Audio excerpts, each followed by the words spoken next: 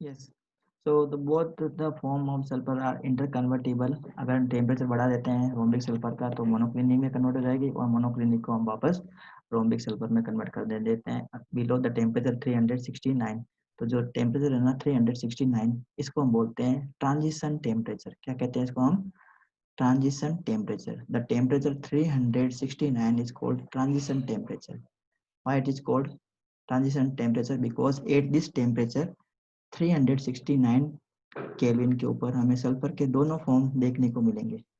369 kelvin पे sulphur के दोनों फॉर्म मिलते हैं, monoclinic as well as rhombic sulphur, दोनों एक साथ में मिलते हैं, इसलिए इसको हम क्या बोलते हैं? Transition temperature for sulphur. I think this concept is clear. Next बढ़ते हैं हम स्ट्रक्चर की तरफ। तो both rhombic sulphur as and monoclinic sulphur are possess S8 structure.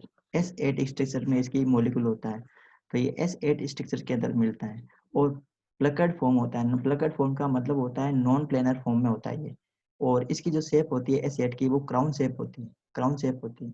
तो क्राउन शेप किस टाइप से इसकी शेप होती है सल्फर की, ये देखिए। This is the structures of rhombic sulphur. कैसे बनाना हमें, ये इस टाइप से देखो, ध्यान से देखेंगे आप सब लोग, बता देते हैं किस टाइप से सल्फर की स्ट्रक्चर को बनाना है। तो देखिए,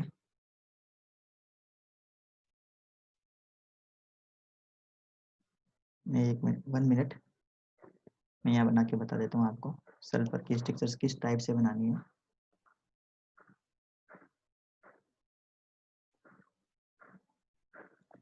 तो देखो, इस टाइप से हमें क्या करना है, एक डब्लू बना दो सबसे पहले तो, और एक बड़ा और डब्लू बना दो,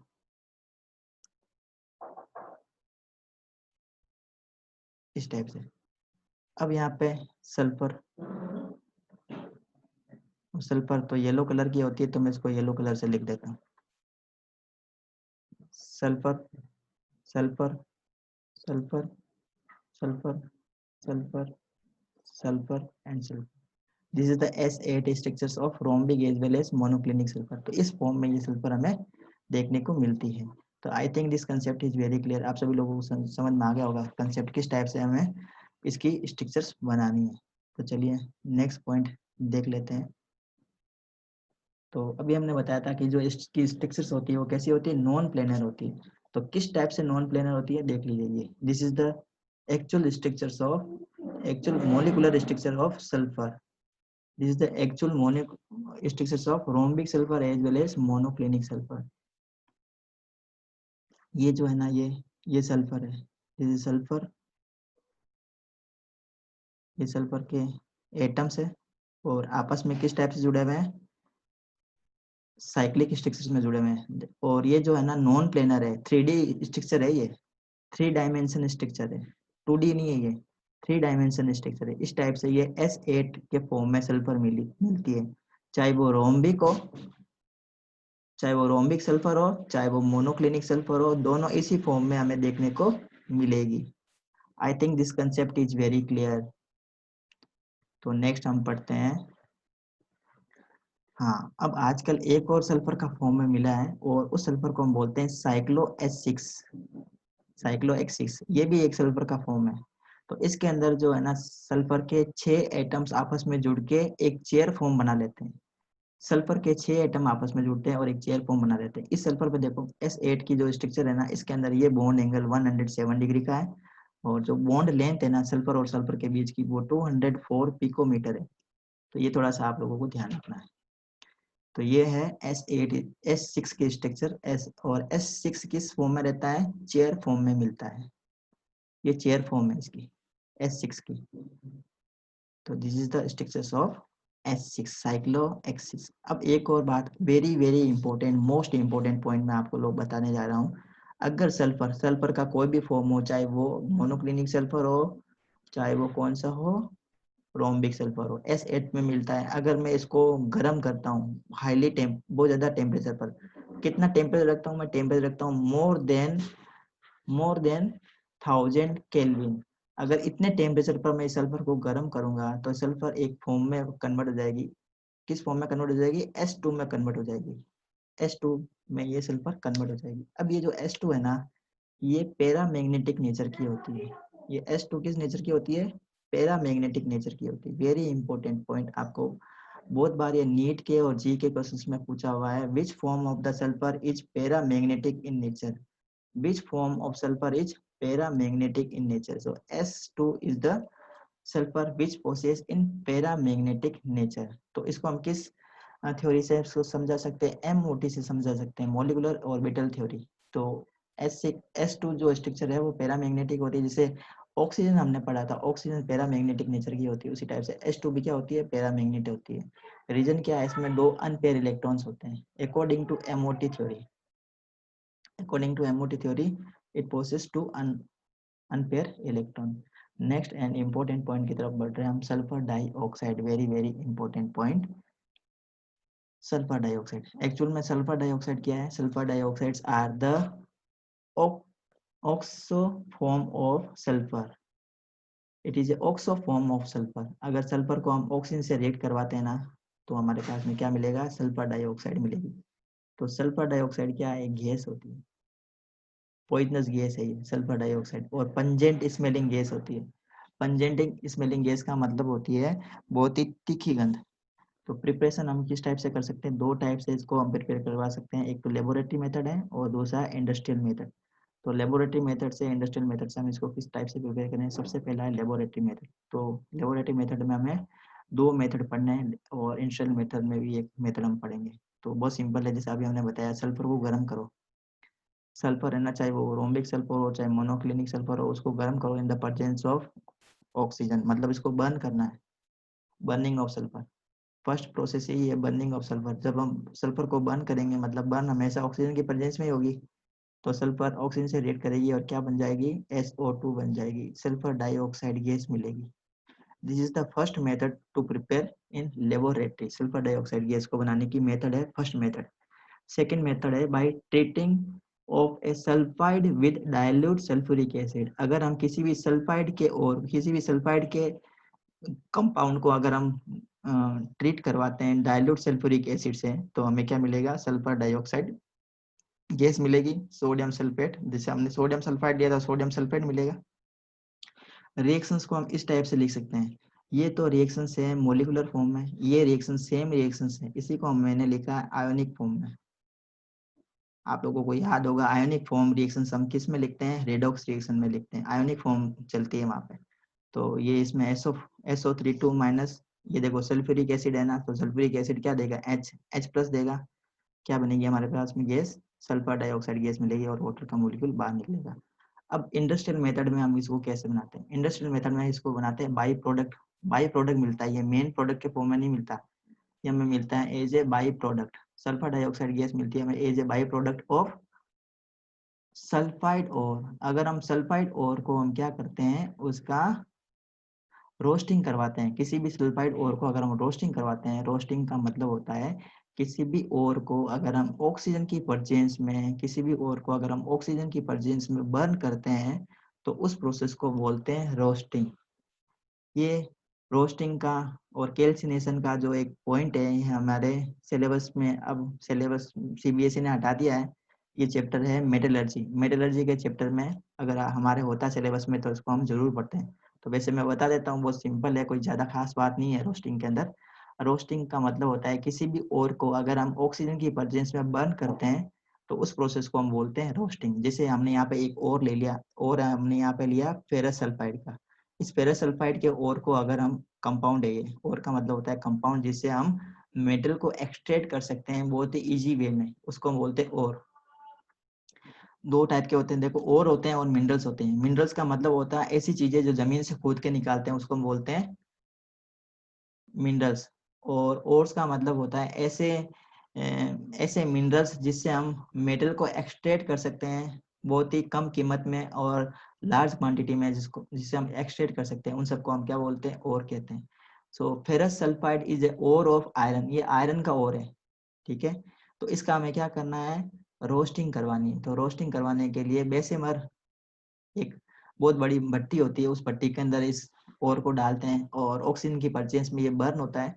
क्या मिलती है हमें? फेरस ऑक्साइड तो मिलता है, ये तो मेन प्रोडक्ट है, हमें मेन प्रोडक्ट से अभी यहाँ पे कुछ नहीं लेना देना, हमें तो बाई प्रोडक्ट से मतलब है। यहाँ पे बाई प्रोडक्ट मिल रहा है सल्फर डाइऑक्साइड गैस। अब इस सल्फर डाइऑक्साइड गैस को बहुत ही हाई टेम्परेचर पर इसको कंप्रेस करते हैं, और कंप्रेस करने के बाद में स्टील के सिलेंडर के अंदर इसको भर लेते हैं, इसको लिक्विफाइड कर लेते हैं। ये गैस है ना, इस गैस को क्या कर लेते हैं? लिक्विफाई कंडीशन में ले आते हैं, इसको लिक्विड में कन्वर्ट कर देते हैं। लिक्विड में कन्वर्ट कब होगी? जब किसी भी गैस के ऊपर हम प्रेशर बढ़ा देते हैं ना, तो गैस के मॉलिक्यूल बहुत ज्यादा पास पास में आ जाते हैं, और किस फॉर्म में आ जाएंगे? वो फिर लिक्विड कंडीशन में आ जाएंगे। तो फिर उसको स्टील के सिलेंडर के अंदर भर लेते हैं। तो चलिए हम देख लेते हैं ये पूरा क्या चीज होती है। ये देखो, सल्फर की गैस होती है ना, SO2 पॉइजनस गैस, इसको हिंदी में कहते हैं गंधक गैस। सल्फर डाइऑक्साइड गंधक गैस, सल्फर को हिंदी में बोलते हैं गंधक। SO2 है ना, ये सल्फर गैस है, तो सल्फर की गैस है, सल्फर डाइऑक्साइड है, इसलिए इसका नाम है हिंदी में गंधक गैस, पॉइजनस गैस होती है ये इसका स्ट्रक्चर। ये जो है ना, ये सल्फर है, ये ऑक्सीजन, ये ऑक्सीजन, SO2, SO2 की स्ट्रक्चर है ये।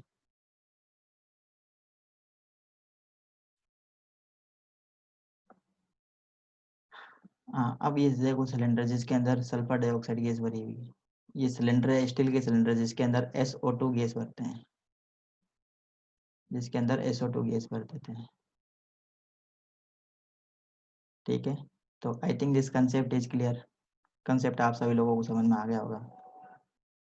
कंसेप्ट समझ में आ गया तो चलिए हम आगे बढ़ते हैं नेक्स्ट पॉइंट की तरफ।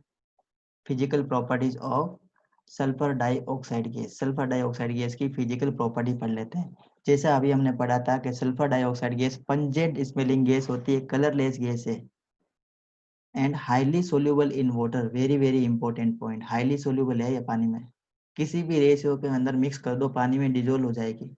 वो पानी में डिजोल्व होकर क्या बनाएगी? एक एसिड बनाएगी, इसका नाम है सल्फ्यूरस एसिड। क्या कहते हैं उसको हम? Sulphurous acid. वाटर, वाटर अगर सल्फर डाइऑक्साइड गैस से रिएक्ट करता है तो क्या बनता है? H2SO3। H2SO4 तो आप लोगों ने बहुत बार सुना होगा, लेकिन H2SO3 आपने पहली बार सुना है। इसको बोलते हैं sulphurous acid. H2SO4 is sulfuric acid, H2SO3 is sulfurous acid, ये सल्फ्यूरस एसिड है। अब देखो, liquefy at room temperature, room temperature पर इसको आराम से लिक्विफाई कर सकते हैं। कितना प्रेशर लगाना है? सिर्फ 2 एटमॉस्फेयर का प्रेशर लगाना है, और टेम्परेचर रखना है 263 केल्विन पर, ये बॉइल हो जाएगी। नॉर्मल टेम्परेचर, रूम टेम्परेचर पर हम इसको लिक्विफाई कर सकते हैं। रूम टेम्परेचर का मतलब है 25 डिग्री सेल्सियस, लगभग 300 केल्विन पे हम इसको, या 298, मतलब 25 का मतलब हो गया 298 केल्विन, या 300 केल्विन लगभग मान लेते हैं इसको। तो 300 केल्विन टेम्परेचर पर अगर 2 एटमॉस्फेयर का प्रेशर लगाते हैं गैस के ऊपर, SO2 गैस पे, तो आराम से इसको लिक्विफाई कर सकते हैं। मतलब इसको लिक्विफाई करवाना कोई बहुत बड़ा काम नहीं है, बहुत आसानी से इसको लिक्विफाई करवा सकते हैं। और इसका बॉइलिंग पॉइंट होता है 263 केल्विन, क्योंकि गैस है ना, तो गैस का बॉइलिंग पॉइंट तो बहुत कम होता है, 0 से भी कम होता है, 0 से भी कम है ये, -10 है ये, -10 डिग्री सेल्सियस। -10 डिग्री सेल्सियस पे ये बॉईल होना स्टार्ट हो जाती है। मतलब अगर इसको फ्रीज, इसको रखना है, इसको प्रिजर्व करके, तो इसको कम टेम्परेचर रखना पड़ता है, तब जाके ये प्रिजर्व हो पाती है। केमिकल रिएक्शंस पढ़ लेते हैं। React with water to form sulphurous acid, very very important. अभी हमने रिएक्शंस भी पढ़ ली थी। ये सल्फर डाइऑक्साइड गैस, गैस है, वाटर से रिएक्ट करेगी, सल्फ्यूरस एसिड मिलेगा। अब ये सल्फ्यूरस एसिड है, तो नाम ही एसिड है, तो क्या करेगा? ब्लू लिटमस को रेड करेगा, पता ही है सभी लोगों को। Then sulphur dioxide gas react readily with sodium hydroxide. क्यों बेटा? क्योंकि सल्फर डाइऑक्साइड गैस की जो नेचर होती है ना, ये एसिडिक नेचर की होती है। सल्फर डाइऑक्साइड गैस की नेचर एसिडिक होती है। अब ये एसिडिक नेचर की है, इसी तभी तो ये बेस से रिएक्ट कर रही है। ये बेस है, एसिड ही हमेशा बेस से रिएक्ट करते हैं, बेस कभी भी बेस से रिएक्ट नहीं करते हैं। सिर्फ एसिड होते हैं वो बेस से रिएक्ट करते हैं। तो सल्फर डाइऑक्साइड की नेचर कैसी होती है? एसिडिक होती है। और जैसे ही सोडियम हाइड्रोक्साइड से रिएक्ट करती है तो कंपाउंड बनाती है सोडियम सल्फाइड, जिस the sodium sulphide, sodium sulphide, ये सोडियम सल्फाइड है।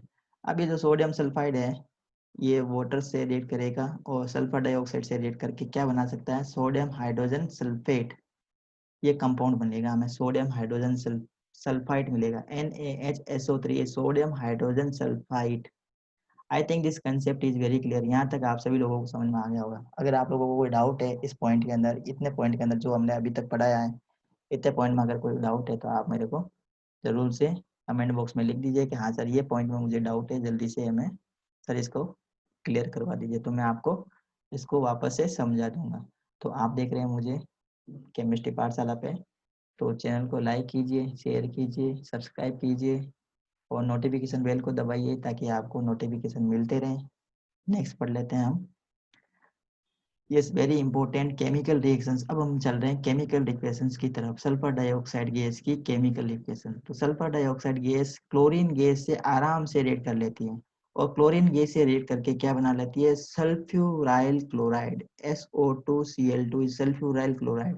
साथ में यहाँ पे कैटलिस्ट की जरूरत पड़ेगी, तो यहाँ पे कैटलिस्ट लेते हैं हम कार्बन पाउडर, कार्बन पाउडर या चारकोल पाउडर भी ले सकते हैं। कोयले को चूरा करेंगे, कोयले को चूरा करके उसका पाउडर बना लेंगे, उसकी रिएक्शंस, उसकी परजेंस में क्लोरीन गैस अगर हम सल्फर डाइऑक्साइड गैस से रिएक्ट करवाते हैं तो हमारे पास में कंपाउंड मिलेगा सल्फ्यूराइल क्लोराइड।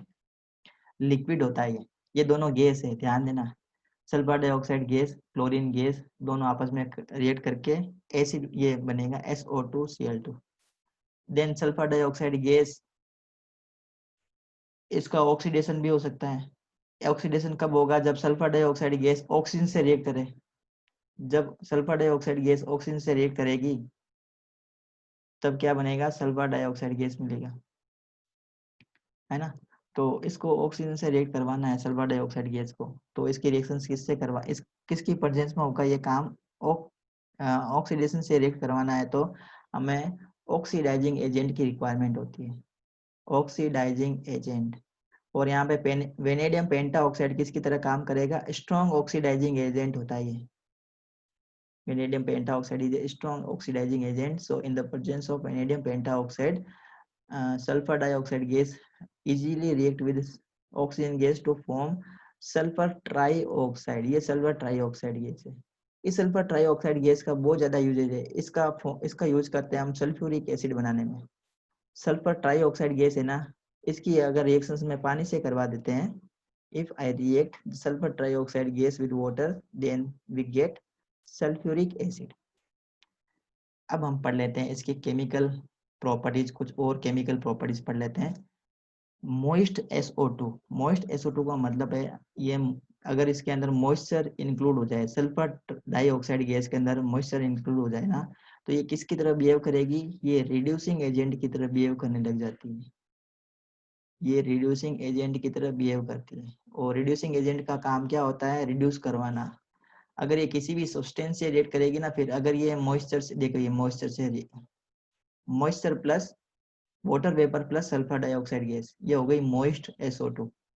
अब ये अगर किसी भी कंपाउंड से रिएक्ट करती है तो उसको क्या करवा देगी, रिड्यूस करवा देगी। तो यहाँ पे देखो आयरन थर्ड ऑक्साइड का रिडक्शन हो रहा है किसके अंदर, आयरन 2 के अंदर। और जो SO2 और H2O आपस में मिलकर क्या बना लेंगे, सल्फेट, और ये 4H मतलब सल्फ्यूरिक एसिड बन जाएगा यहाँ पे। I think this concept is very clear. Next, moist sulphur dioxide gas decolourise acidified K M N O four. आप लोगों को केमिनोफोर सॉल्यूशन का कलर पता है क्या, अगर आप लोगों को केमिनोफोर सॉल्यूशन का कलर पता हो तो चैट बॉक्स में लिख के बताओ, ये sir we know the K M N O four solutions colour. K M N O four solution का कलर होता है dark pink, dark pink colour का लिक्विड होता है। केमिनोफोर सॉल्यूशन की बात कर रहा हूँ। केमिनोफोर हमेशा सॉलिड फॉर्म में मिलता है, केमिनोफोर सॉलिड फॉर्म में मिलेगा। और केमिनोफोर जो है ना पोटेशियम परमैंगनेट है, केमिनोफोर मतलब है पोटेशियम परमैंगनेट, ये भी स्ट्रॉन्ग ऑक्सीडाइजिंग एजेंट होता है और इसका कलर होता है वॉयलेट कलर का। ये वॉयलेट कलर के क्रिस्टल्स होते हैं, बहुत सुंदर से दिखते हैं, ये वॉयलेट कलर के क्रिस्टल्स होते हैं केमिनोफोर की। अब ये मोइस्ट सल्फर डाइऑक्साइड गैस केमिनोफोर के सॉल्यूशंस को डीकलराइज कर देगी, मतलब इसका जो सॉल्यूशन है ना वो डार्क पिंक कलर का होता है। अगर इसके अंदर सल्फर डाइऑक्साइड गैस के साथ में, वाटर के साथ में अगर सल्फर डाइऑक्साइड गैस है, और सल्फर डाइऑक्साइड गैस का मतलब है मॉइस्ट सल्फर डाइऑक्साइड गैस, उसको अगर हम KMnO4 सॉल्यूशन के अंदर से पास करेंगे तो KMnO4 सॉल्यूशन का कलर गायब हो जाएगा, डिसअपियर हो जाएगा, वो ट्रांसपेरेंट हो जाएगा। और किसकी वजह से हो जाएगा? इसका क्या हो जाएगा? ऑक्सीडेशन हो जाएगा, इसका रिडक्शन हो जाएगा। इसका क्या हो रहा है? रिडक्शन हो रहा है। इसके अंदर मैंगनीज की ऑक्सीडेशन स्टेट बताओ आप। अगर आप लोगों को MnO4 की माइनस के अंदर अगर मैंगनीज की ऑक्सीडेशन स्टेट पता है तो जल्दी से बता दो। मैं बता देता हूँ, 7 होती है। +7 इसकी ऑक्सीडेशन स्टेट है। +7 से किसके अंदर कन्वर्ट हो रहा है? Mn+2 के अंदर कन्वर्ट हो रहा है। यहाँ पे मैंगनीज की ऑक्सीडेशन स्टेट क्या है? 2 है। तो यहाँ पे रिडक्शन हो रहा है या ऑक्सीडेशन हो रहा है? यहाँ पे रिडक्शन हो रहा है। जब भी ऑक्सीडेशन नंबर कम होते हैं ना तो रिडक्शन होता है। तो यहाँ पे रिडक्शन हो रहा है, मतलब अगर मॉइस्ट सल्फर डाइऑक्साइड गैस है तो वो क्या करती है? रिडक्शन करती है। नेक्स्ट हम पढ़ते हैं use structure of sulphur dioxide molecule. तो ये अभी हमने पढ़ लिया था, सल्फर डाइऑक्साइड गैस मॉलिक्यूल की स्ट्रक्चर अभी हमने पढ़ी थी। इसकी स्ट्रक्चर ये 1 minute, this is the structure of sulphur dioxide gas. तो ये रेजोनेटिक स्ट्रक्चर भी आप देख सकते हैं इसकी। This is the resonating structure of sulphur dioxide molecule. Next is uses of sulphur dioxide gas, very very important. सबसे पहला इसका यूज है in refining the petroleum and sugar. Sugar industry में इसका यूज होता है। पेट्रोलियम को रिफाइन करना है तो इसके लिए SO2 गैस का यूज होता है। ब्लीचिंग, ब्लीचिंग में काम आती है, क्योंकि ये क्या करती है? डीकलराइज करती है। कब करेगी? जब सल्फर डाइऑक्साइड गैस क्या होगी? मॉइस्ट फॉर्म में होगी। Moist sulphur dioxide gas decolourise करने का काम करती है, रिड्यूसिंग एजेंट की तरह काम करती है। तो ये ब्लीचिंग की तरह भी काम करेगी, तो ब्लीच करवा देगी वूल को, सिल्क को। And use as disinfectant, very very important, and preservative के फॉर्म में भी इसको हम यूज करते हैं। Very very important point fourth, preparation of sulphuric acid. Sulphuric acid के प्रिपरेशन में SO2 गैस काम आती है। Then sodium hydrogen sulphide, calcium hydrogen sulphide, इसके बनाने में भी सल्फर डाइऑक्साइड यूज होती है। एंड फिफ्थ पॉइंट है use as a solvent to dissolve number of organic and inorganic chemicals. तो ये हमने आज यहाँ पे सल्फर डाइऑक्साइड को कंप्लीट कर लिया, सल्फर को कंप्लीट कर लिया। अब हमारे नेक्स्ट पॉइंट है, नेक्स्ट पॉइंट हम पढ़ेंगे यहाँ पे